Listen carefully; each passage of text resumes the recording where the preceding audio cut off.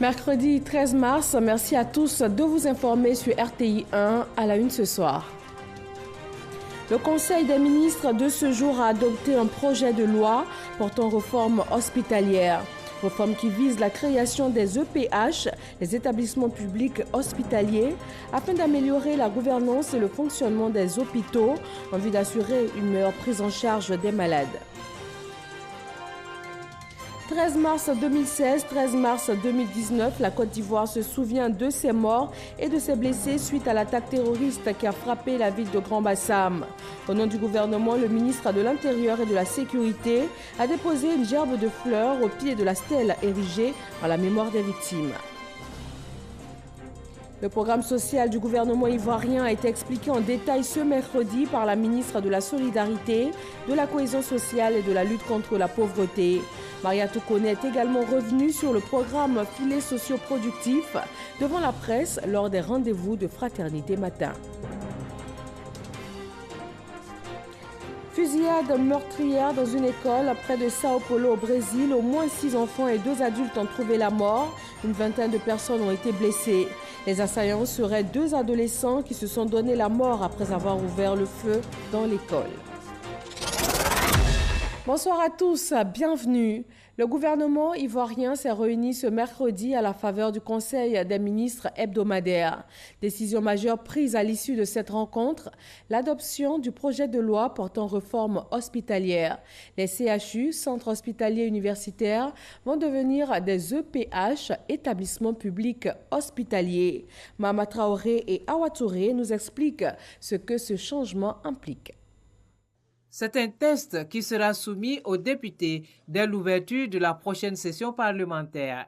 Il s'agit d'un projet de loi portant réforme hospitalière avec pour innovation majeure la création des établissements publics hospitaliers EPH, des hôpitaux mieux gérés, capables d'offrir une prise en charge médicale adéquate aux malades. Ce projet de loi engage une réelle modernisation de la gouvernance, de l'organisation et du fonctionnement des établissements hospitaliers compte tenu de la faculté reconnue au EPH d'exercer suivant un mode de gestion privée.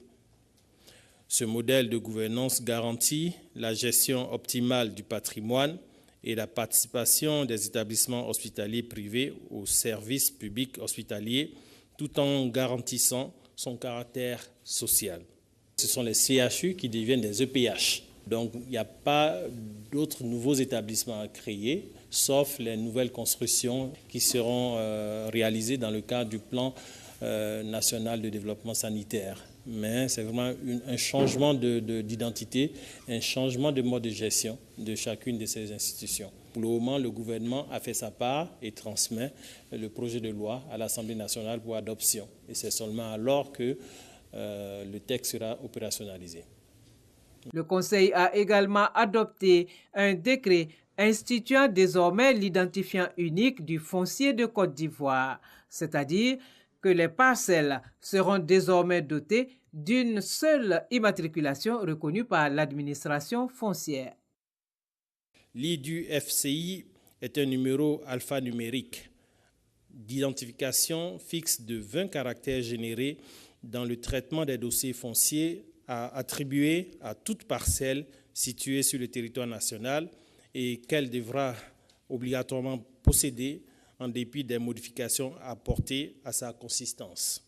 Ainsi, les structures en charge du foncier dans chaque administration sont tenues de régulariser la désignation des parcelles entièrement immatriculées ou non dans un délai d'1 année. Cette mesure vise à mettre un terme à la juxtaposition des différents systèmes d'identification des parcelles et à établir une numérotation continue et unique des parcelles en vue de rationaliser et de sécuriser la gestion du foncier sur l'ensemble du territoire national. Afin d'éviter tout risque de dégâts liés aux inondations, le gouvernement opte pour la prévention. Le Conseil a instruit le ministre chargé de l'assainissement et de la salubrité et l'ensemble des ministères concernés à l'effet de prendre des mesures urgentes pour dégager toutes les zones inondables des bâtis y existants et d'accélérer les procédures de passation des marchés de curage en vue du lancement des travaux de pré-saison 3 mois avant la saison des pluies. Le Conseil des ministres s'est également fait l'écho de la situation qui prévaut actuellement dans l'éducation nationale et l'enseignement supérieur. Relativement aux grèves dans le secteur de l'école primaire, il y a une reprise effective qui a été constatée sur toute l'étendue du territoire. Dans l'éducation secondaire, la reprise, quoique mitigée, est effective. D'ailleurs, la ministre en charge est en négociation avec les syndicats pour que nos élèves puissent continuer à aller à l'école dans les plus brefs délais.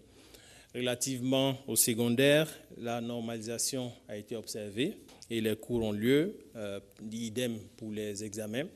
Et bientôt d'ailleurs, les enseignants iront en atelier avec le ministre en charge de l'enseignement supérieur pour adresser certains points de revendication qui étaient inscrits dans leur liste. Autre point abordé lors de ce conseil, le niveau d'exécution du projet Sublime Côte d'Ivoire. Ce projet, destiné à valoriser le potentiel touristique ivoirien, va bientôt aborder la phase de recherche et de financement. À noter également l'inauguration le 25 mars prochain à Abidjan du Centre régional d'excellence de lutte contre la faim et la malnutrition.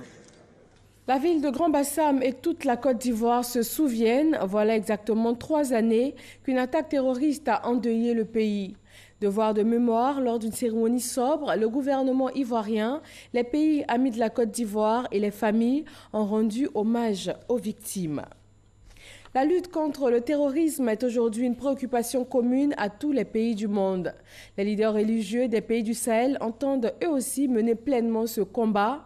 Ils sont réunis en ce moment à Abidjan et ils travaillent sur les moyens pour lutter contre le radicalisme religieux et l'extrémisme violent. Nous sommes garés par Reconnaît. La radicalisation religieuse, une problématique qui prend de l'ampleur au fil des années, selon la Ligue des oulémas, prêcheurs et imams des pays du Sahel. Et l'une des principales causes de ces phénomènes, la pauvreté. Un jeune qui est affamé, un jeune qui n'a pas de situation et qui veut se marier, qui veut s'installer, qui n'a pas de moyens, qui ne voit rien à l'horizon qui lui permet d'avoir ce qu'il veut et que quelqu'un vienne s'arrêter devant lui pour dire « moi je peux te donner 10 millions ». Il va partir. Il faut donc l'éradiquer, d'où la tenue de ce colloque initié par la Ligue des oulémas, prêcheurs et imams des pays du Sahel. Le rôle des leaders religieux dans la promotion du développement local pour la lutte contre la radicalisation et l'extrémisme violent. Thème choisi pour ce colloque. On a choisi cet atelier pour faire face à quelques actes d'évaluation économique pour créer des entreprises, des micro-entreprises pour les jeunes et pour les femmes, pour que les extrémistes ne trouvent pas les moyens d'acheter un pauvre, d'acheter un jeune et de lui donner quelques dollars ou bien pour lui donner le paradis ici sur terre. Le président de la Ligue des oulémas, prêcheurs et imams des pays du Sahel, exhorte également les États à accompagner les efforts des leaders religieux dans leur mission de prévention contre la radicalisation et l'extrémisme. Ce colloque, qui se tient sur 2 jours dans la capitale ivoirienne, a vu la participation de plusieurs pays, dont l'Algérie, le Burkina Faso, le Mali, la Mauritanie, le Niger, le Nigeria, le Tchad, la Guinée, le Sénégal et la Côte d'Ivoire. 2019-2020, 12 mois axés sur le social en Côte d'Ivoire. La ligne directrice de l'action gouvernementale cette année reste le développement socio-économique en faveur des couches les plus vulnérables. La ministre de la Solidarité, de la Cohésion sociale et de la lutte contre la pauvreté a passé en revue ce programme social face à la presse lors de la tribune Les rendez-vous de fraternité matin. Ahmed Traoré et Arman Guivé. 2 heures avec la presse pour passer au peigne fin les actions menées dans le sens de soutenir les victimes des crises survenues en Côte d'Ivoire de 1990 à 2011. C'est l'exercice auquel s'est prêté Koné Mariatou, ministre de la Solidarité, de la Cohésion sociale et de la lutte contre la pauvreté. Sujet également abordé, les filets sociaux productifs, ce projet du gouvernement pour lutter contre l'extrême pauvreté. Avec le concours, heureusement, de la Banque mondiale, qui est le partenaire principal sur ce projet, nous avons pu obtenir d'abord 25 milliards de francs CFA sur la période 2015-2020, à partir de l'identification des pro-pauvres, c'est-à-dire les pauvres des pauvres, nous allouons 12 000 francs CFA par mois à des ménages pour leur permettre de retrouver leur dignité, d'avoir le minimum vital pour vivre. Le bilan sur les dossiers en cours de traitement au sein de son ministère a également été présenté. Que nous prenions en compte d'abord, prioritairement, comme cela se fait au niveau international, dans le droit international, les personnes victimes d'atteinte à l'intégrité physique. C'est ce qui explique que nous privilégions, pour l'instant, les personnes décédées, et puis que nous prenions en charge intégralement les personnes qui ont été blessées physiquement ou mentalement suite à l'une quelconque de ces crises si des séquelles perdurent. Et pour cela, il a mis en place un fonds qui est le fonds d'indemnisation des victimes avec une dotation initiale de 10 milliards. Au terme de son exposé, la ministre Mariétou Koné a exhorté les journalistes à travailler dans le sens de la cohésion sociale. Le premier numéro du quotidien Fraternité Matin lui a été remis symboliquement par le directeur général de ce journal. Et un volet important du programme gouvernemental est consacré au logement. Le secteur de l'immobilier ivoirien va vers une réduction généralisée des taux d'intérêt. Cet indicateur positif ressort du deuxième salon de l'immobilier de Côte d'Ivoire, tenu du 9 au 10 mars dernier. Ce salon aura permis de faire un état des lieux de la question des prêts immobiliers. Le reportage de Cheikh Koné. Il est désormais possible pour toute personne sollicitant un prêt immobilier de bénéficier d'un crédit acquéreur d'un taux compris entre 4,75 et 7%. Le constat a été fait par le ministre de la Construction, du Logement et de l'Urbanisme, Bruno Nabagné-Koné, lors de la deuxième édition du Salon de l'immobilier de Côte d'Ivoire. Je suis très heureux de voir que les taux baissent.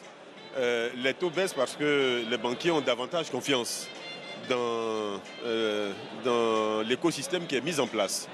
Et pour nous, c'est une très très bonne chose parce que cela permet d'allonger la durée de crédit et cela permet que des personnes qui ont des revenus plus faibles puissent accéder néanmoins à la propriété immobilière. Et donc pour nous, c'est une très très très bonne chose. Nous avons pu voir des taux qui oscillent ici entre 4,7% et 7%.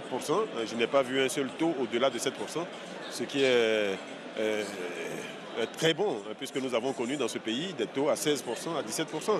Pour les acteurs du secteur bancaire, la baisse du taux d'intérêt répond à une stratégie d'approche du risque de crédit. Cette nouvelle approche ne se fait pas sans appréhension. Nous finançons le promoteur. Une fois que nous avons financé le promoteur, on ne peut pas financer un promoteur à 4,75. Maintenant, par exemple, le promoteur a un taux relativement plus élevé. On dit, bon, ce promoteur, puisqu'on l'a financé à un taux relativement plus élevé, s'il y a un client qui vient acheter ces maisons, nous mitigeons le risque avec, et la rentabilité avec sur ce client-là. Donc, on arrive à avoir une moyenne de taux. C'est pour ça qu'on peut financer le client à 4,75. Donc, quand on dit les taux sont ceci, les taux sont élevés ou bien que trop élevés, la population se plaint, mais parce que c'est une logique économique. Ils sont dans un ensemble. Ça dépend de la nature des ressources que nous avons. Pour sa seconde édition, ce salon a enregistré près de 7000 visiteurs et 45 exposants, dont des banques, des assurances, des constructeurs et aménageurs. Aujourd'hui, le plus difficile pour l'acquisition de logements, c'est le financement. Et vous avez bien compris l'intervention de M. le ministre qui a insisté sur les taux d'acquisition des logements. Heureusement, les banques présentes ont rassuré tout le monde que les taux varient entre 4,75 et 7%. Nous sommes très heureux et très contents. Des conférences et panels d'échange sur les problématiques du secteur de l'immobilier ont été organisées avec des acteurs de premier plan qui composent l'écosystème de l'immobilier en Côte d'Ivoire et dans la sous-région. L'agence ivoirienne de presse AIP vient de recevoir du ministère de la Communication et des Médias 4 nouveaux véhicules. Une dotation pour être plus efficace sur le terrain. Christelle Dja et Godefroy Okambawa. Après une année de travail acharné, administrateurs et journalistes de l'agence ivoirienne de presse AIP récompensent leurs efforts. Moment important, les directeurs régionaux de l'agence reçoivent les clés des véhicules des mains du ministre de la Communication et des Médias.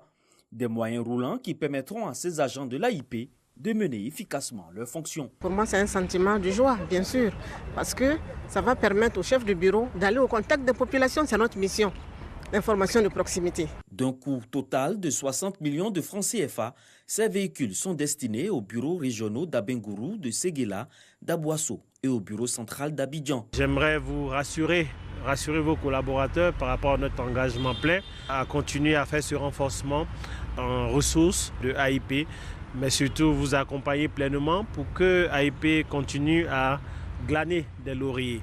À ce jour, l'AIP compte 60 correspondants et 16 bureaux régionaux. Voilà quelques jours que le Conseil supérieur de la publicité mène une opération pour la destruction des panneaux publicitaires illicites dans le district d'Abidjan. Dans le viseur, quelques 500 panneaux illicites dans les 13 communes du district. Isaïo. Le ministère de la Communication et des Médias, via le Conseil supérieur de la publicité, CSP, veut assainir le secteur de la communication publicitaire en Côte d'Ivoire. Une opération de démantèlement des panneaux illicites est lancée dans le district d'Abidjan. Première escale, la commune de Port-Boué, dans le sens Anani, place Akwaba. Nous avons d'abord eu une opération de stickage des panneaux. Cette opération visait essentiellement à recenser tous les dispositifs qui avaient été implantés en violation des dispositions du décret de 2007 sur l'affichage publicitaire. Ensuite, la seconde étape, c'est de venir sur le terrain et démanteler tous les panneaux qui n'ont pas de propriété. Et qui n'ont pas de propriétaire, on les démantèle de façon systématique. Cette étape a été décidée de façon consensuelle avec toutes les différentes associations du secteur. Après Port-Boué, les communes de Koumassi et de Marcory sont visitées. Objectif, démanteler tous les panneaux publicitaires n'ayant pas de sticker. N'importe qui se lève et puis place un panneau publicitaire, il n'est pas régi, il n'a aucune société et il profite de ces panneaux-là, il fait une activité commerciale et publicitaire là-dessus. C'est interdit parce que c'est réservé exclusivement aux régies en affichage agréées par le Conseil supérieur de la publicité. 500 panneaux illicites sont concernés par cette opération qui va durer 2 semaines dans les 13 communes du district d'Abidjan. Depuis le début de l'opération, plus de 80 panneaux sont démantelés. Le maire de la commune d'Abobo a présidé la première session ordinaire du conseil municipal de la commune. Une rencontre pour statuer sur les difficultés rencontrées, surtout réfléchir sur les conditions d'amélioration de la vie des populations de la commune. Astou Touré. Salle comble à cette première session ordinaire des conseillers municipaux de la commune d'Abobo. Sur 50, 49 présents. Le quorum ayant été largement atteint, le maire de la commune peut livrer son message. C'est une responsabilité que nous devons partager ensemble. Je suis prêt à échanger avec les uns et les autres pour que nous puissions avoir une plateforme commune, un programme commun pour le bonheur de nos populations. Pour Ahmed Bakayoko, il s'agit surtout d'améliorer les rapports interhumains afin de produire un meilleur résultat. Il fait donc le pari de réussir à transformer la commune au-delà des difficultés. Il souhaite surtout compter sur l'implication de tous. Tous les enfants d'Abobo et tous les cadres d'Abobo doivent se mettre autour de la gestion de la collectivité locale pour le bonheur de la population d'Abobo. Ma contribution doit être celle de l'amélioration des conditions de vie. Il faut que nous soyons unis et nous aurons plus de force pour réaliser ce qu'il faut. Nous sommes vraiment ravis d'avoir un maire très proche de la population qui cherche à comprendre nos problèmes. À cette rencontre, le maire a exhorté ses collaborateurs à être à l'écoute des populations. Il s'est également penché sur le cas des dégâts des voies publiques. Il y a des gens qui étaient déçus, peut-être qu'ils sont fâchés. J'ai demandé qu'on voit comment on les organise. Des gens, au lieu d'avoir peut-être 1 heure ou 2 heures pour rentrer chez eux en 3 heures ou 4 heures. Pour ne pas les pénaliser, j'ai demandé aux équipes techniques de commencer à réfléchir pour que nous puissions, à travers certaines ruelles, faire des places pour des commerces. Pendant près de 2 heures, ils ont posé les premiers pas pour la gestion de la mairie d'Abobo. Plusieurs points ont été adoptés dans le projet du budget qui s'élève à plus de 4 milliards de francs CFA. Le MFA, Mouvement des Forces d'Avenir, a échangé avec 300 têtes couronnées de la région du Gantougo. La rencontre a eu lieu au sein de la mairie de Bondoukou. Le président du MFA a partagé avec ses leaders coutumiers la vision du chef de l'État, construire une paix durable dans le pays. Le commentaire de Gabriel Zani. 300 chefs traditionnels des départements et villages de la région du Gantougo se sont rassemblés ici, dans cette salle de la mairie de Bondoukou, pour écouter ce message délivré par Siaka Ouattara, le président du MFA, le Mouvement des Forces d'Avenir. La cohésion sociale est le levier d'un développement harmonieux en Côte d'Ivoire, a-t-il dit aux chefs des communautés. Ils doivent relayer la vision du président Alassane Ouattara auprès des populations. Le président de la République, son Excellence Alassane Ouattara, vous invite donc à vous détourner de la division et de l'incertitude, soucieux du développement économique de notre pays et épousant les idéaux de tolérance, de cohésion sociale du père fondateur de la Côte d'Ivoire, Feu Félix Houphouët-Boigny. La paix sociale retrouvée, les infrastructures économiques construites, des projets sociaux en cours d'exécution, ces acquis sont à préserver en 2020 et bien au-delà. Les efforts du gouvernement sont remarquables et concernent, entre autres, l'électrification de plusieurs villages, la construction de collèges dans plusieurs localités, la construction des centres de santé, la construction très prochaine de l'université de Bondoukou. Des applaudissements en signe d'approbation du message. Nana Adoubibi, chef de province, a salué les actions du secrétaire d'État Siaka Ouattara, l'émissaire du chef de l'État dans le Gantougo. Aujourd'hui, le MFA, le parti dirigé par Siaka Ouattara, est plus que jamais engagé pour l'apaisement du climat social et le rassemblement des Ivoiriens.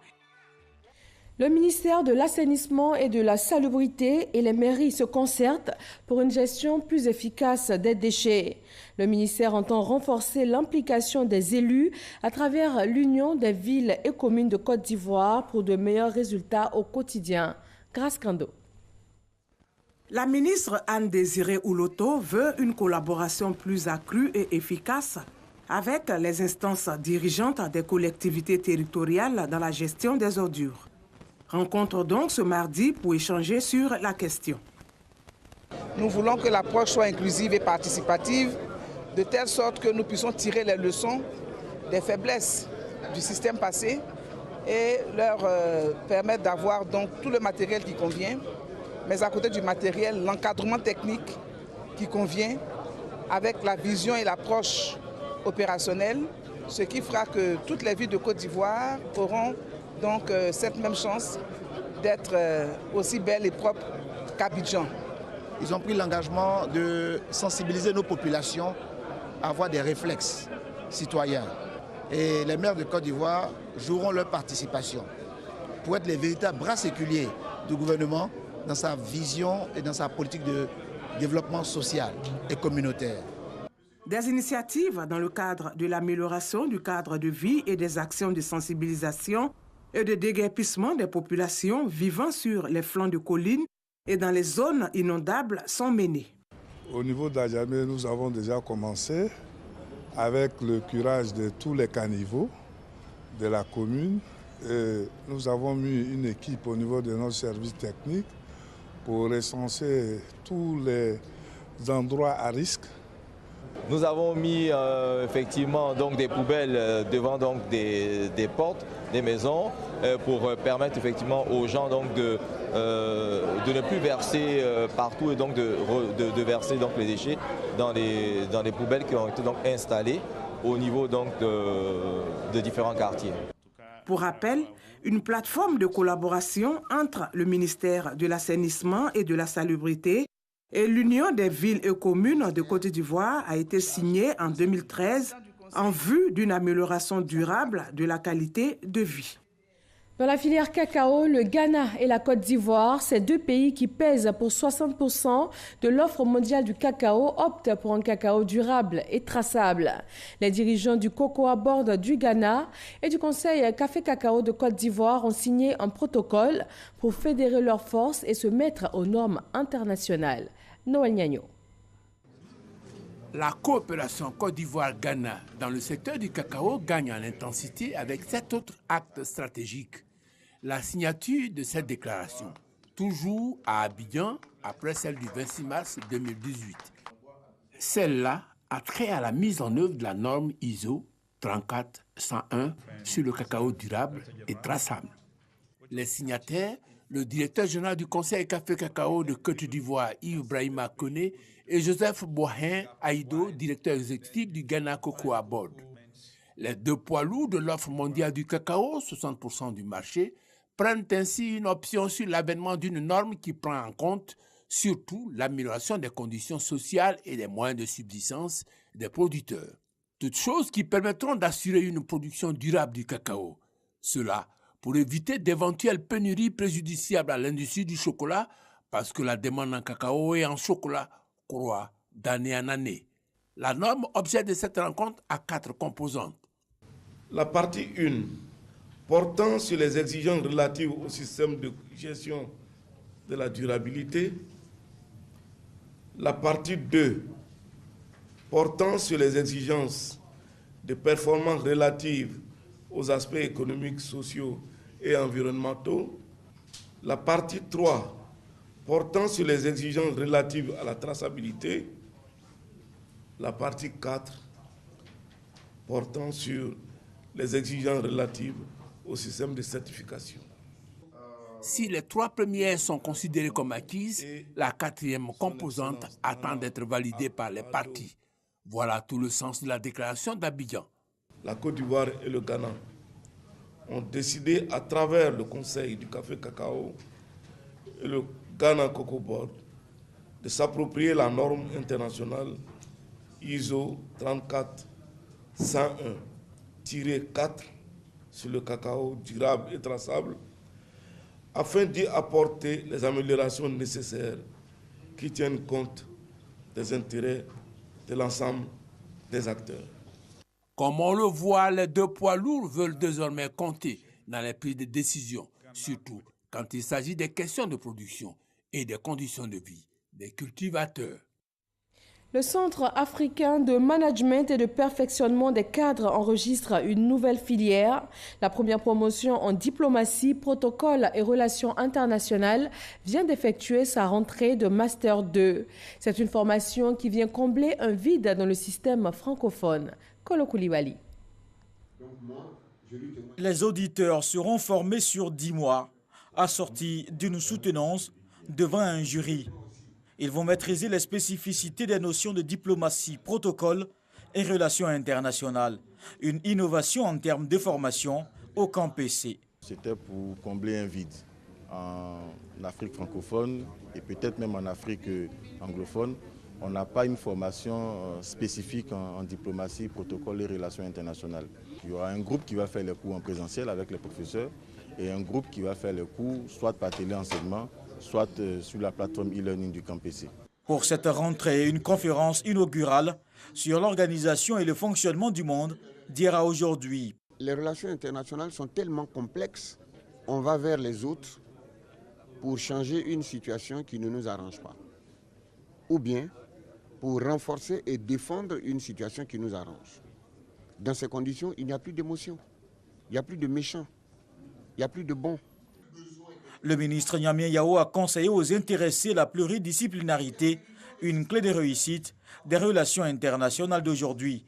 Les apprenants, eux, appréhendent bien l'enjeu de la formation. On ne finit jamais d'apprendre. C'est pourquoi j'ai décidé de consacrer cette année à ma formation.